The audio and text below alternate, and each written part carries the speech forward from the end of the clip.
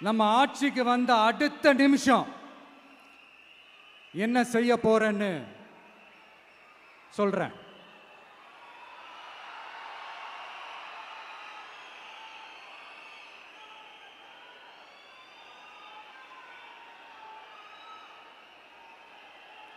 Number 1, தமிழ்நாட்டில் இருக்கிற எல்லா குடும்பங்களுக்கும் உறுதுணையாக இருக்கத்தான் நாம் அரசியலுக்கே வந்தோம். அந்த எண்ணத்தோட வெளிப்பாடு தான் நம்மளோட ஒவ்வொரு குடும்பத்திற்குமான உத்தரவாதம். 200 யூனிட் கட்டணமில்லா மின்சாரம்.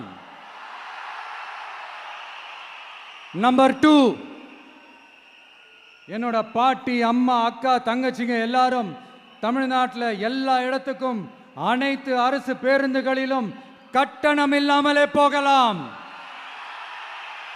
நம்பர் 3, சட்டம் ஒழுங்கு சரியா ரொம்ப ஸ்ட்ரிக்டா நிலைநாட்டியே தீருவோம்.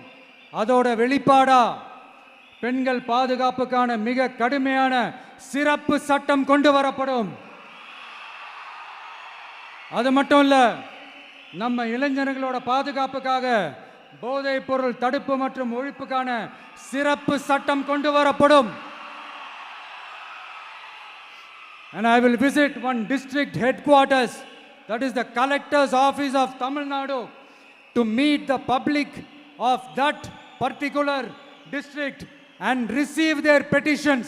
இதை நான் ரெகுலராக பண்ணுவேன். இதெல்லாம் செய்வோம். இதோட நாம் சொன்னதெல்லாம் கொஞ்சம் கொஞ்சமாக நம்ம ஆட்சிக்கு வந்ததுக்கு அப்புறம் செஞ்சு காட்டுவோம். சொல்லாததையும் செய்வோம், அது வேற விஷயம். ஆனால் இப்போ நம்மளால செய்யறத செய்ய முடிஞ்சதை மட்டும் இப்போதைக்கு நான் சொல்லியிருக்கிறேன்.